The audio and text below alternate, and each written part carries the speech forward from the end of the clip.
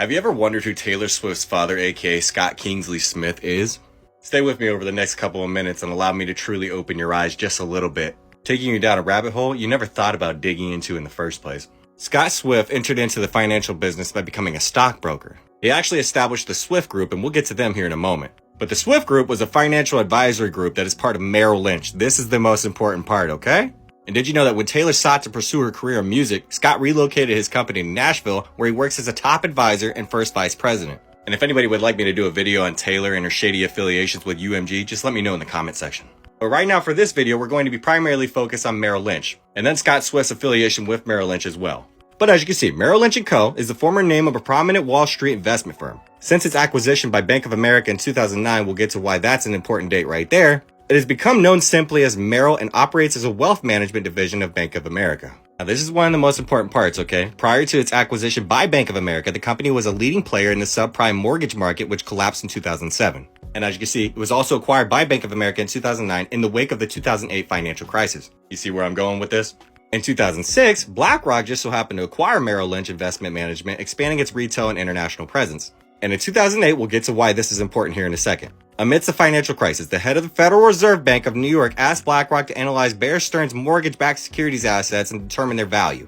As we should all know, BlackRock plays a key advisory role to institutions across the globe seeking to navigate the financial crisis. And that's where we get to Mr. John Alexander Thane, right? John is an American financial executive and investment banker. He was president and co-CEO of Goldman Sachs, and then CEO of the New York Stock Exchange. Thane then became the last chairman and CEO of Merrill Lynch & Co. before its merger with Bank of America.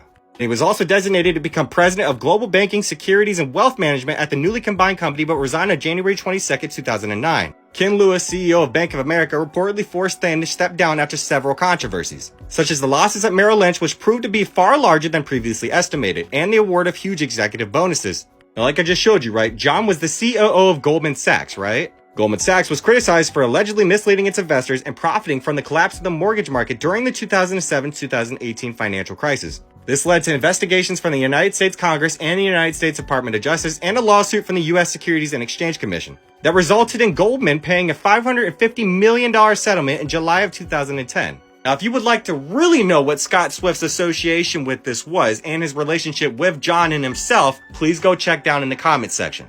Because there are some things and some associations with certain people that you can't actually talk about openly on a video on TikTok. But that'll connect the dots with Mr. Scott Swift for you. But let's dig a little bit deeper.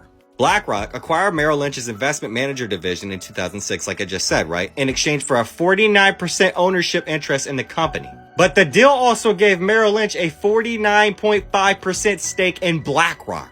And as we know, the remainder of BlackRock is owned by institutional and individual investors, as well as BlackRock employees. And if Merrill Lynch just so happened to have a 49.5% stake in BlackRock, then why are none of their members on the board of BlackRock?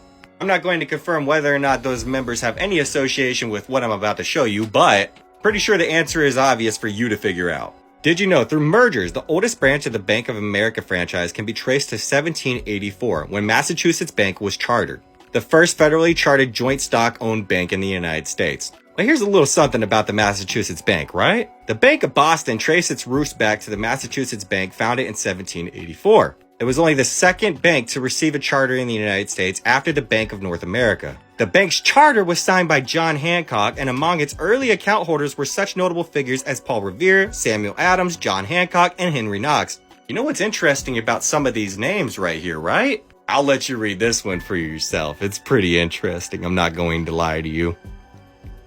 Can you see where I'm going with this right now? I'm sure everybody knows who they are, right? Just read this part right here, okay? Do me that favor. And as you can see, many of the United States founders, including who, and who. So this history goes back pretty damn far, with some pretty interesting roots, if I'd say. But see, in 2008, right, a lot of things changed. For example, Obama became president right in the middle of the financial crisis.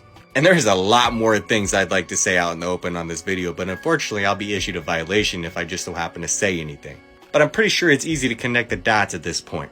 And if you're still with me at this point in this video, go check out the comment section and see why I specifically mentioned him.